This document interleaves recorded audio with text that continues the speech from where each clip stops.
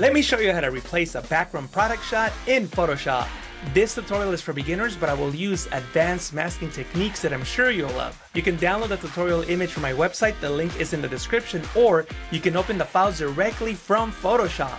Go into the Discover panel by clicking on this icon or pressing Ctrl F on Windows, Command F on the Mac.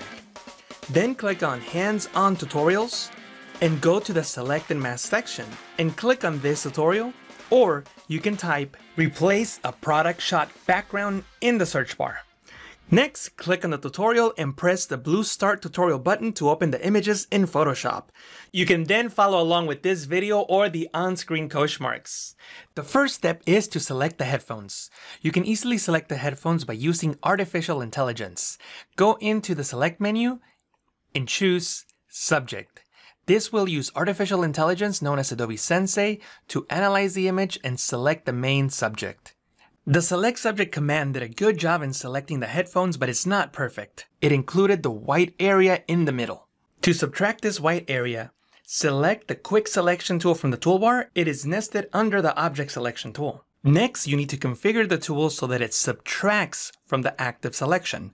There's two ways of doing that. From the options bar, you can click on the subtract icon. That's the third icon from the left. Or, even better, you can simply hold the Alt key on Windows. That's the Option key on the Mac, and click and drag over the white area to subtract from the selection. Next, click on the Add Layer Mask icon to create a layer mask from the active selection. This will hide the white background. The next step is to bring back the shadows that were found up against the white background so that the composite looks more realistic. To do so, duplicate the layer. You can go into Layer, New, Layer via Copy. To bring the white background back, click on the black and white layer mask thumbnail of the original headphones layer. To focus, the white outline will appear around the layer mask thumbnail, indicating that this layer mask is active. Then invert the layer mask so that the headphones are hidden and the background is revealed. You can do so in one of two ways.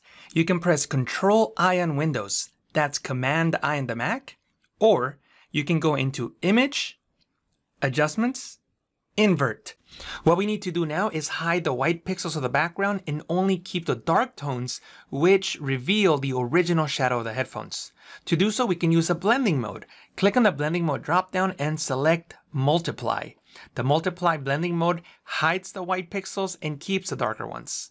Next, we're going to create an adjustment layer to control the intensity of the shadow. You can create adjustment layers in several ways. You can click on the new adjustment layer icon and select levels, or you can go into Layer, New Adjustment Layer, and select Levels. Make sure that you check this box to clip the adjustment layer to the layer below so that this adjustment layer only affects the shadow layer. And press OK. If you created the Levels adjustment layer through the New Adjustment Layer icon, then from the Properties panel, make sure that you click on this icon to apply the clipping mask. This down pointing arrow indicates that this adjustment layer will only affect the layer directly below it.